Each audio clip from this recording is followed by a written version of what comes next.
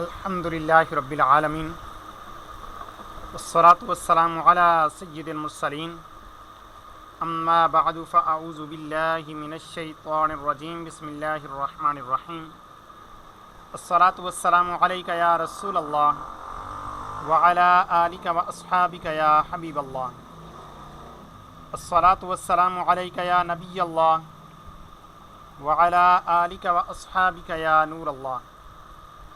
الحمدللہ ہمارا 4th level توقید course کا سلسلہ جاری ہے اور اس میں ہمارا جو ہے تیسرا مرحلہ ابھی شروع ہو چکا ہے، جس کے اندر توضیح التوقید کتاب سے انشاءاللہ عز و جل یہ کہ پڑھایا جائے گا، اور یہ آدھی کتاب ہماری ایک مرحلے کے اندر ہے اور آدھی کتاب دوسرے مرحلے کے اندر ہے۔ تو آئیے ہم اپنا آج کا سبق شروع کرتے ہیں۔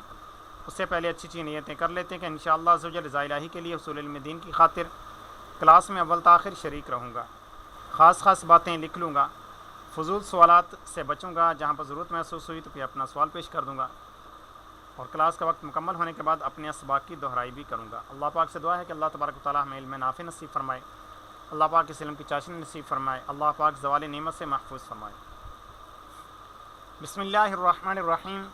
اللہ رب محمد صلی اللہ علیہ وسلم تبارک الذی جعل فی السماء بروجا وجعل فیہا سراجا وقمرا منیرا وافضل الصلاة واکمل السلام علی من ارسلہ شاہدا ومبشرا ونذیرا وداعیا الی اللہ باذنہ وسراجا منیرا وعلی آلہ وصحبہ سفینۃ نوح ونجوم الاہتداء رضی اللہ تعالی عنہم اجمعین آمین الہ الحق آمین۔ اما بعد، حیت و توقید یہ دونوں علم جس درجہ کارآمد اور مسلمانوں خصوصاً علماء کے لیے جس قدر ضروری ہیں، افسوس ہے کہ مسلمان خصوصاً عربی خانوں نے اس سے بہت زیادہ استغنا سے کام لیا۔ یہ وہی مبارک علم ہے جس کے جاننے سے خداوند عالم کی معرفت بروجہ کمال پیدا ہوتی ہے۔ امام غزالی رحمۃ اللہ علیہ فرماتے ہیں، من لم یعرف الحیۃ والتشریح فهو انین فی معرفت اللہ تعالی۔ جو شخص حیت و تشریح نہیں جانتا وہ اللہ کی معرفت میں نامرد ہے۔ یہ وہی علم ہے جس کے جاننے والے کی خود رب العزت جل جلالہ نے تعریف کی۔ قرآن مجید میں انہیں اولو الالباب فرمایا۔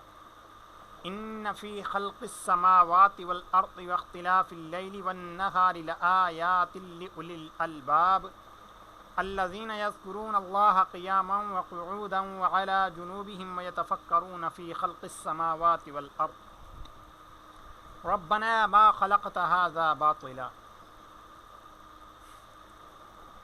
بے شک آسمانوں اور زمین کے پیدا کرنے اور دن رات کی تبدیلیوں میں عقل مندوں کے لیے نشانیاں ہیں۔ جو لوگ اللہ کو یاد کرتے ہیں کھڑے اور بیٹھے اور کروٹ پر لیٹے، اور آسمان و زمین کی پیدائش میں غور کرتے ہیں اور کہتے ہیں کہ خداوند تو نے ان کو بیکار پیدا نہ فرمایا۔ یہ وہ علم ہے کہ نماز کی صحت، روزے کی درستی اسی پر موقوف ہے۔ یہ وہ علم ہے کہ مسائل نکاح و طلاق میں اس کی ضرورت ہے، احکام فرائض میں اس کی حاجت ہے، حج کے راستے میں اس کی طرف محتاجی۔ کیا بغیر اس علم کے اس دور تمدن و ترقی میں کہ نظم اوقات ساعت سے ہوتا ہے، کسی شخص کو اوقات نماز کی تمیز ابتدا و انتہا، اوقات صوم و صلاۃ کی معرفت بغیر اس علم کے ممکن ہے؟ کیا بغیر اس علم کے صحیح سمت قبلہ کا علم ہو سکتا ہے؟ ہرگز نہیں۔ اگرچہ مسجدوں کی عمارتیں ایک حد تک اس ضرورت سے لوگوں کو سبکدوش کر سکتی ہیں، مگر مسجد بنانے کے لیے تو اس فن کا جاننا ضروری ہے، ورنہ صحیح سمت قبلہ کو نہ ہوں گی۔ جیسا کہ بانکی پور پٹنہ کی بعض مسجدیں بالکل خلاف سمت قبلہ بنی ہوئی ہیں۔ مسجدوں کو جانچنے کے لیے بھی اس علم کی ضرورت ہوئی۔ کیا سفر حج میں کوئی شخص بغیر اس فن کی مدد کے سب نمازیں صحیح سمت پر پڑھ سکتا ہے؟ عام لوگوں کا خیال ہے کہ مکہ معظمہ ہندوستان سے پچھم ہے، یعنی مغرب کی جانب ہے، اسی طرف جہاز جا رہا ہے، وہی سمت قبلہ ہے۔ حالانکہ ایسا نہیں۔ جو جہاز بمبئی سے جدہ جاتا ہے وہ دکن یعنی جنوب کی طرف مڑتا ہوا پچھم یعنی مغرب کی طرف پھر جاتا ہے، یہاں تک کہ محاذات مکہ معظمہ کے بالکل برابر سے اور آگے نکل جاتا ہے، تب جدہ میں آ کر ٹھہرتا ہے۔ یہاں سمت قبلہ بالکل مشرق کی طرف ہوتا ہے، اور جو جہاز بمبئی سے کراچی ہو کر جدہ جاتا ہے، بمبئی سے اتر یعنی شمال کی طرف آتا ہے، پھر دکن یعنی جنوب کی طرف جاتا ہے، ہوا جدہ پہنچتا ہے، تو بمبئی سے چھوٹتے وقت سمت قبلہ پچھم ہے یعنی مغرب ہے، اور جدہ پہنچ کر پورب یعنی مشرق کی طرف راستہ میں نصف دور قطع کرنا پڑتا ہے۔ غیر حیت دان کیا بتا سکتا ہے کہ کس دن کتنا انحراف کرنا ہوگا اور کہاں پر کون سی جانب مڑنا ہوگا؟ کیا صرف کتب نما رکھ لینا کافی ہوگا؟ وہ تو صرف سمت کو بتائے گا، مگر آج کس قدر انحراف کی ضرورت ہے، کل کس قدر، بغیر حیت و توقید جانے نہیں معلوم ہو سکتا۔ کیا کوئی شخص بغیر اس علم کے صحیح منتہائی سحری، ضحوہ کبریٰ، غروب آفتاب جن 3 وقتوں کی روزے میں حاجت ہوتی ہے بتا سکتا ہے؟ کیا کوئی شخص بغیر حیت جانے ہوئے صبح صادق، طلوع شمس، نصف النہار، 1 مثل، 2 مثل، غروب شمس، غروب شفق جن کی ضرورت نمازوں میں ہوتی ہے بتا سکتا ہے؟ کیا کسی شخص سے یہ سوال ہو کہ ہندا کا انتقال فلاں شہر میں طلوع آفتاب کے وقت ہوا اور اس کے شوہر نے دوسرے شہر میں اس کی حقیقی بہن سے طلوع آفتاب کے اسی دن نکاح کیا، تو یہ نکاح ہوا یا نہیں؟ یا ہندا حاملہ کو اس کے شوہر نے کسی شہر میں طلوع آفتاب کے وقت طلاق دی اور ہندا دوسرے شہر میں طلوع آفتاب کے وقت لڑکا جنی، تو عدت منقضی ہوئی یا نہیں؟ یا زید کا انتقال ایک شہر میں طلوع آفتاب کے وقت ہوا اور اس کے بیٹے نے دوسرے شہر میں طلوع آفتاب کے وقت انتقال کیا، تو کس کا ترکہ کس کو ملے گا؟ یا دونوں غرقی و حتمی کی طرح سمجھے جائیں گے؟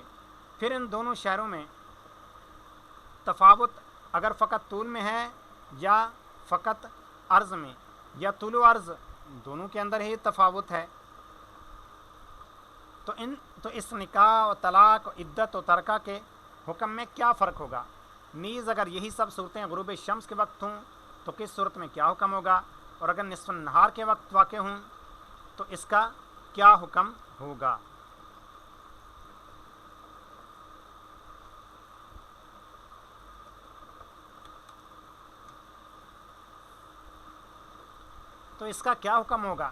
پھر اگر زائد العرض بلد میں نکاح و طلاق اور باپ کی موت واقع ہو تو کیا حکم ہوگا؟ اور ناقص العرض شہر میں ہونے سے کیا فرق پڑے گا؟ نیز اگر یہی سب صورتیں 2 شہروں میں مثلا 6 بجے واقع ہوئیں تو اگر 2 شہروں کا وقت کمپاس ٹائم سے ہے تو کیا حکم ہوگا؟ لوکل ٹائم ہے تو کیا فرق ہوگا؟ اور ریلوے ٹائم ہونے کی صورت میں مسئلے کا کیا جواب ہوگا؟ اور اگر ان 2 شہروں میں اوقات مختلف رائج ہیں، ایک میں لوکل ٹائم، دوسرے میں ریلوے یا کمپاس ٹائم، تو مسئلے پر اس کا کیا اثر پڑے گا؟ پھر اگر تعدیل الایام زائد متزائد یا زائد متناقص ہے تو کیا حکم ہوگا؟ اور اگر ناقص متزائد یا ناقص متناقص ہے تو کیا جواب ہوگا؟ کیا کوئی شخص ان مسائل اور اسی قسم کے دیگر مسائل فقہیہ جن کا تعلق وقت سے ہے بغیر حیت و توقید جانے صحیح و تشفی بخش جواب دے سکتا ہے؟ ہرگز نہیں۔ اگرچہ میری یہ غرض نہیں کہ جو لوگ حیت و توقید سے واقف نہیں ان کی نمازیں صحیح نہیں ہوتی، ان کا روزہ مطلقاً انکارت جاتا ہے۔ کیا آپ کو معلوم نہیں کہ ریل کے سفر کرنے والوں میں کتنے ہزار کیا لاکھوں مسافر ایسے ہوتے ہیں جو ٹائم ٹیبل نہیں رکھتے یا ان کو اس کا علم نہیں ہوتا ٹائم ٹیبل کا؟ پھر کیا انہیں گاڑیاں نہیں ملتی؟ وہ لوگ سفر کر کے منزل مقصود کو نہیں پہنچتے، انہیں گاڑیاں بھی ملتی ہیں، وہ سفر بھی کرتے ہیں، وہ منزل مقصود کو بھی پہنچتے ہیں، مگر ان کے سفر کی جو شان ہوتی ہے وہ واقف کار سے پوشیدہ نہیں ہے۔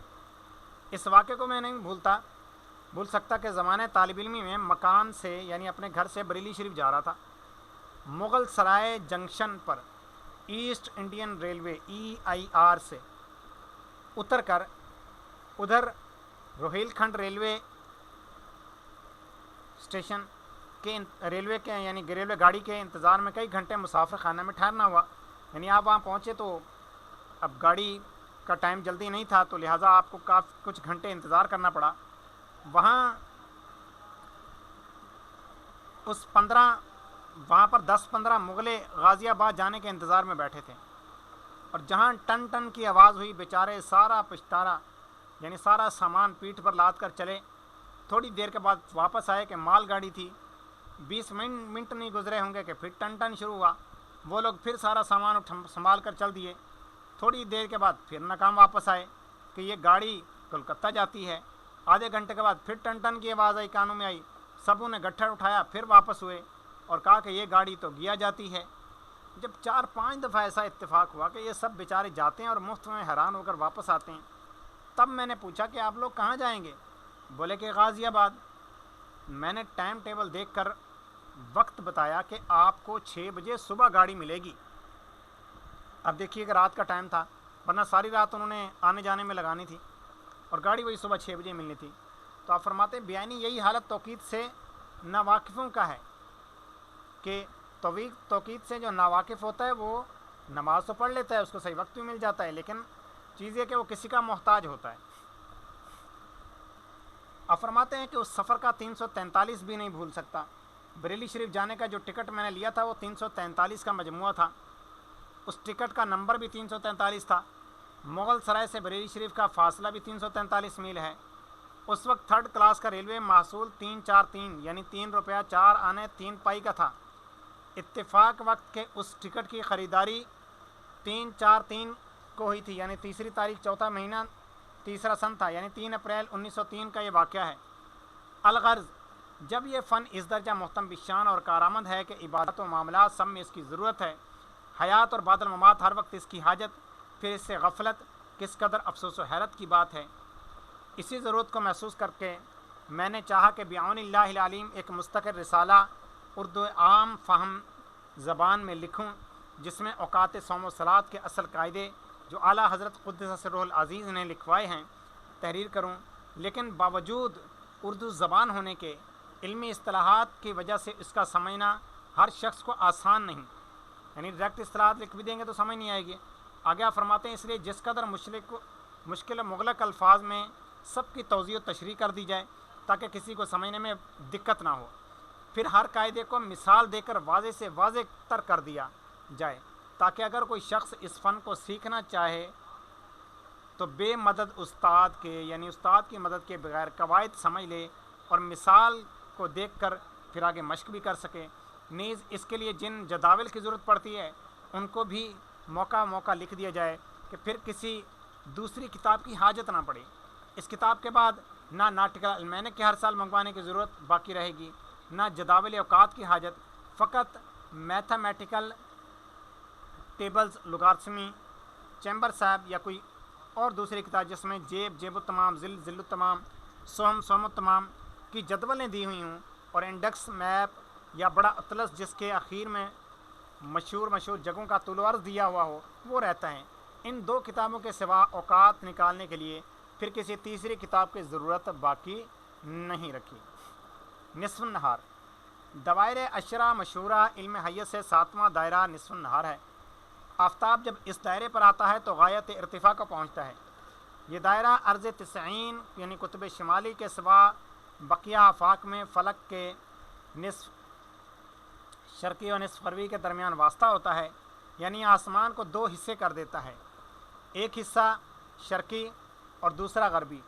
اور قطبین مودر النہار یعنی نقطہ شمال و جنوب اور قطبین نافق یعنی سمت الراس والقدم پر ہو کر گزرتا ہے.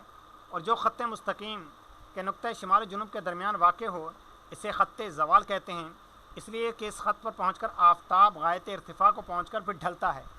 اس کو نصف النہار بھی کہتے ہیں کہ جب آفتاب اس پر پہنچتا ہے تو دن رات برابر حصوں میں تقسیم ہو جاتا ہے. اس دائرے کی سب سے چھوٹی قوس جو مودر النہار اور قطب افق کے درمیان یا دائرہ افق اور قطب مودر کے درمیان واقع ہے اس کو عرض البلد کہتے ہیں. یہی قوس طول البلد کے ساتھ مواضع اور مواقع کے تعین میں کام آتی ہے. دائرہ نصف النہار سے ظہر کی ابتدا معلوم کی جاتی ہے. جب آفتاب اس دائرے پر پہنچتا ہے اس کے متصل ہی ظہر کا وقت شروع ہوتا ہے. دھوپ گھڑی میں یہی وقت 12 بجنے کا ہوتا ہے، اس لیے عام طور پر مشہور ہے کہ ظہر کا وقت ٹھیک 12 بجے ہوتا ہے، نہ قبل نہ بعد. یہ دھوپ گھڑی سے ضرور صحیح ہے، اس لیے کہ دھوپ گھڑی میں ٹھیک نصف النہار کے وقت ہی 12 بجتا ہے اور وہی وقت زوال اور ابتداء ظہر ہے. مگر ان مروجہ گھڑیوں کا کلاک اور جیبی سے ہرگز درست نہیں. ان میں تعدیل ایام بڑھانے یا گھٹانے کی ضرورت ہوتی ہے. اور سال التمام میں صرف 4 دن یعنی مکمل سال میں صرف 4 دن ایسے آتے ہیں، 15 اپریل، 15 جون، 1 ستمبر اور 25 دسمبر. ایسی تاریخیں ہیں کہ ان میں تعدیل ایام منتفی ہوتی ہیں، یعنی نہ جمع کرنی ہوتی ہیں نہ مائنس کرنی ہوتی ہے، بالکل تعدیل ایام ہوتی نہیں ہیں. اور دھوپ گھڑیوں اور مروجہ گھڑیوں کے اوقات ایک ہوتے ہیں اور بقیہ دنوں میں کچھ منٹ سیکنڈ بڑھانے کی ضرورت پڑتی ہے اور کبھی گھٹانے کی حاجت ہوتی ہے.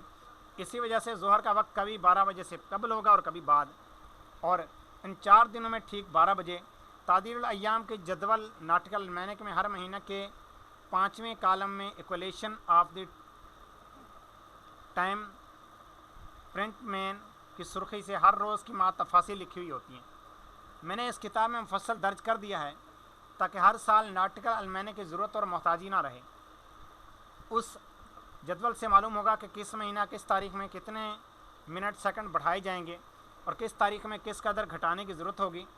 نیز وہ 4 دن برابری کے اس وقت میں جب وقت بلدی لیا جائے جسے لوکل ٹائم کہتے ہیں، ورنہ ریلوے وقت سے پردہ پڑے گا اور نیا تفرقہ پیدا ہوگا۔ ریلوے وقت ہی کا یہ اثر ہے کہ مغیر سے پورب جس قدر آبادی ہے، یعنی مشرق کی طرف جس طرح آبادی ہے، انہیں کسی ایک دن بھی 12 بجے نصف النہار نہیں ہوتا، ہمیشہ 12 بجے سے قبل ہوا کرتا ہے۔ اور علی گڑھ سے پچھم یعنی مغرب کی طرف جس قدر دیار و امسار ہیں، جو بھی شہر گاؤں وغیرہ ہیں، ان سب جگہ ہمیشہ 12 بجے کے بعد نصف النہار ہوتا ہے، کبھی 12 بجے بھی نہیں قبل ہونا تو کجا۔ اور ان دونوں شہروں کے درمیان جس قدر آبادیاں ہیں، اب ان کے بیچ میں ان میں کبھی قبل ہوتا ہے، کبھی بعد، کبھی ٹھیک 12 بجے، مگر ٹھیک 12 بجے والے ہر جگہ وہی 4 دن نہیں جن کا بیان اوپر ہوا، بلکہ ہر جگہ الگ الگ دن برابری کے ہیں، بلکہ ہر جگہ 4 ہی دن برابری کے بھی نہیں، کہیں 1 کہیں 2 کہیں 3 دن ہیں، ایسے کہ ٹھیک 12 بجے کے نصف النہار ہوگا، جس کی وجوہ آئندہ بیانات سے معلوم ہوں گے۔ نصف النہار معلوم کرنے کے 2 طریقے ہیں، ایک علمی دوسرا عملی، یعنی ایک عملی دوسرا علمی۔ عملی طریقے بھی متعدد ہیں، مگر آسان دائرہ ہندیہ کے ذریعے اس کی شناخت ہے۔ دائرہ ہندیہ ہندوستانی ایجاد ہے اور عام طور پر مشہور و مقبول دیار و امسار ہے، اسی وجہ سے اس کا نام دائرہ ہندیہ رکھا گیا۔ دائرہ ہندیہ بنانے کا قاعدہ یہ ہے کہ پہلے کسی آلے کے ذریعے 1 فٹ مربع زمین کی سطح مستوی کر لیں، برابر کر لیں۔ اگر کوئی لڑکنے والی چیز رکھی جائے تو ایک جگہ رہ جائے، کسی بھی طرف نہ گرے۔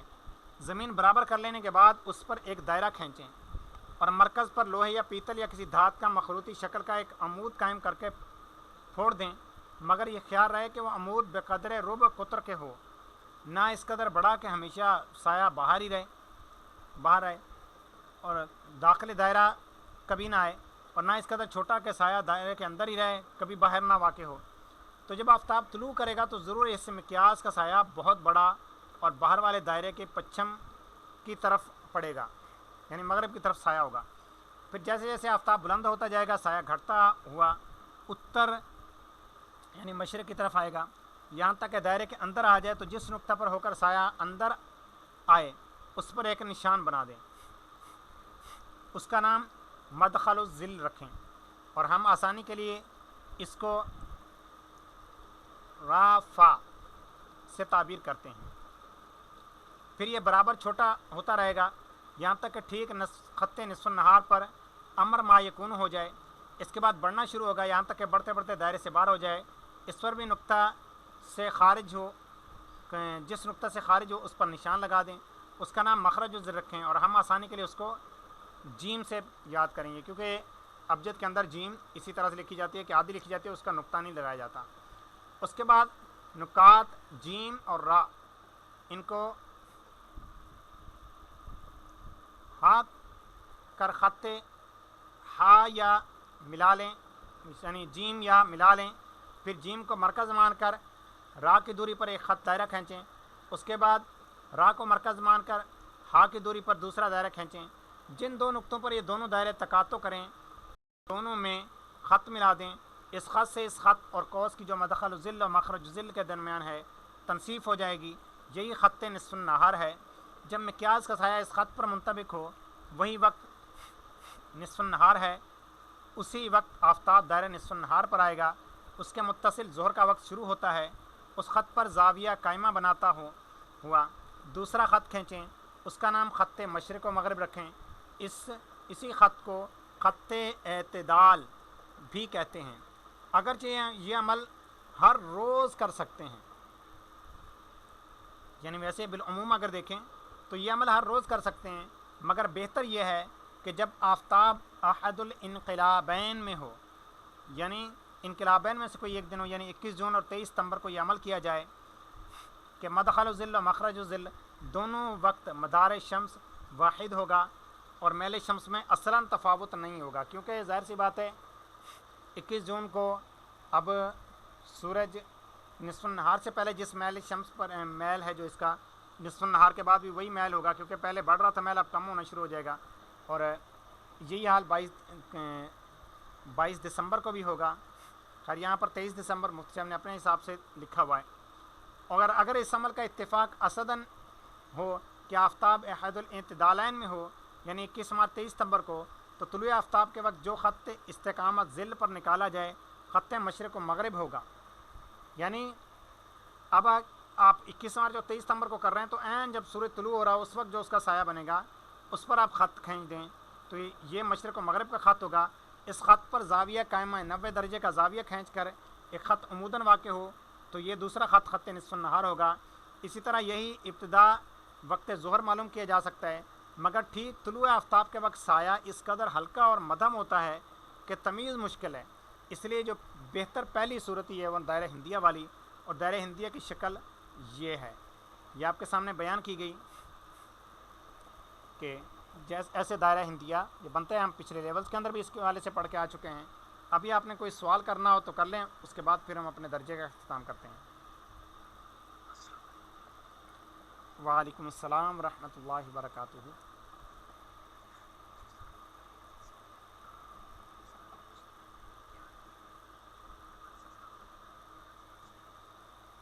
جی اس کے اندر زیادہ فرق تو عرض بلد کے حساب سے ہی پڑتا ہے. باقی یہ اگر طول بلد بالکل بعین ہی ایک ہی ہو, جیسے نکاح و طلاق وغیرہ کی مثال بیان ہوئی, تو اگر طول بلد سیم ٹو سیم ایک ہی ہے, یہ رکیے گا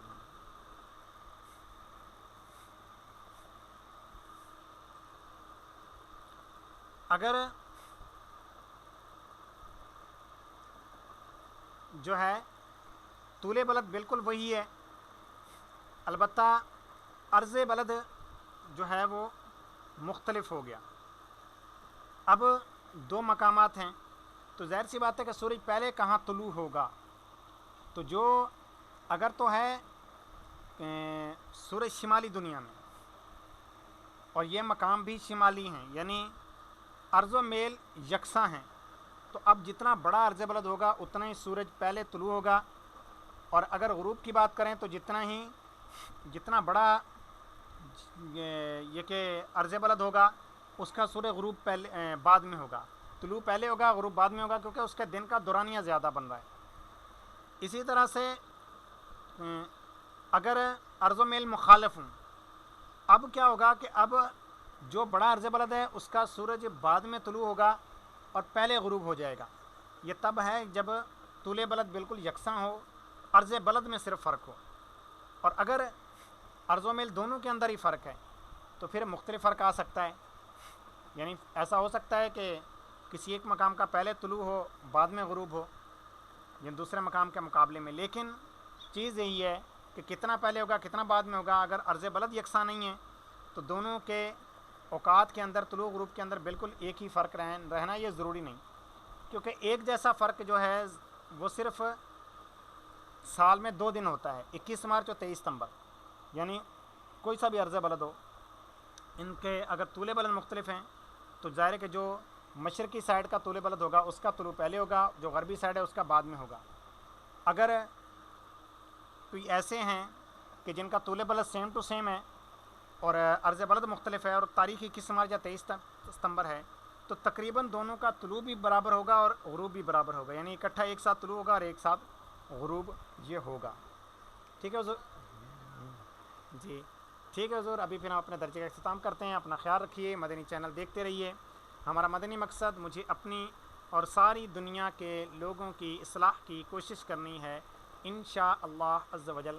السلام علیکم ورحمۃ اللہ وبرکاتہ.